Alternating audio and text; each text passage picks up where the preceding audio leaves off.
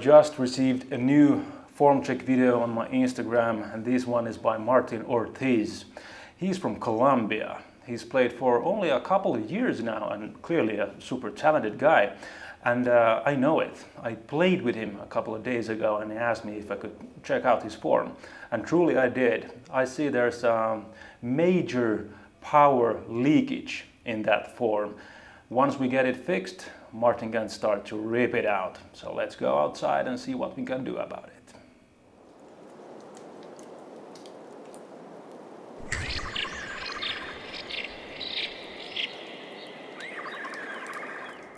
A lot of the times when amateurs teach each other to throw, they think about rotating the hips. And it goes something like this. You come here and then you rotate like this. Don't do it. The other version goes like this. You come here and you rotate like this. Again, don't do it.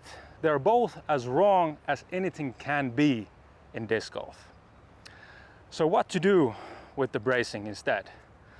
Well, the answer is pretty simple. So what we want to achieve with the brace? Well, there are two things and they go together. First, we want to achieve a solid base. Like if you have a building, if it doesn't have a solid base, it will collapse. The same thing will happen with your throw if all of the weight is not on your front leg. We need all of the weight here so that we have a solid base from which to throw. Here is not a solid base. We need to go forward and down to our front leg so that we have a solid base from which to throw.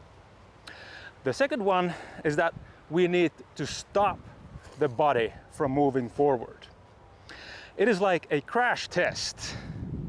We see a car smash into a wall and then all of the back seat comes down and hits the windshield. If the car doesn't stop abruptly, it just brakes and brakes and brakes until after about 50 feet it comes to a stop.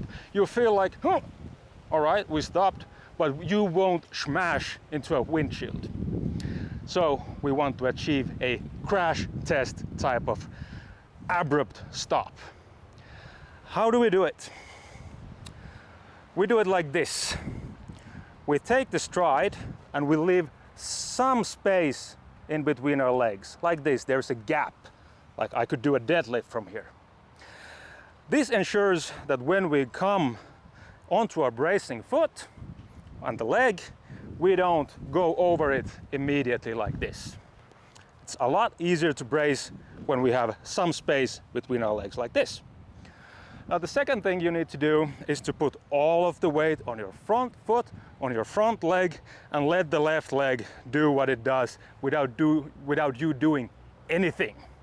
You don't twist the leg, you only go forward like this.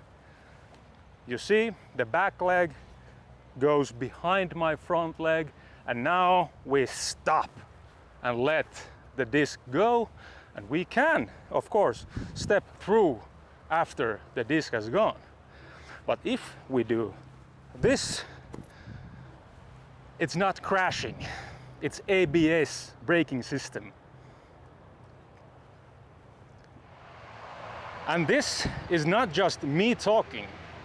If you look at the best of the best, like Garrett Gurthie, who is one of the biggest arms there is, he goes forward onto his bracing leg and lets the left leg come behind, and only afterwards, as a follow through, he comes around the front leg. Same thing with Will Schusterich, same thing with Eagle McMahon, same thing with David Wiggins Jr., who is the world record holder in disc golf distance. And this is an extreme example of going forward and throwing from this kind of position. And after this, he comes around the front leg. But never have I ever seen a good professional player do this. So, how to practice it? Think of the easiest way to make your back leg weightless. I would say it is the hyzer shot. Because when you throw a hyzer, you are naturally leaned forward so that the back leg comes here as a counterbalance so that you don't fall over. When you throw from here, it's easy to feel that, wow, everything is on my front leg, and now I just throw like this. Now you see my back leg actually twists without me doing it. So I don't twist like this. I especially don't twist like this. I only go forward and let the back leg be. When you have mastered the hyzer shot, gradually start throwing more straight and more straight and more straight until the back leg action becomes natural to you. But remember, all the weight on your front leg. You have now a solid base, and don't fall over. This is important. When you go forward, you let it be. You don't want to do this. And if you do this often, then there's another video for that. I call it the postman drill, that teaches you a domino effect. When you're actually stopping the movement and the arm goes like this without you pulling it down.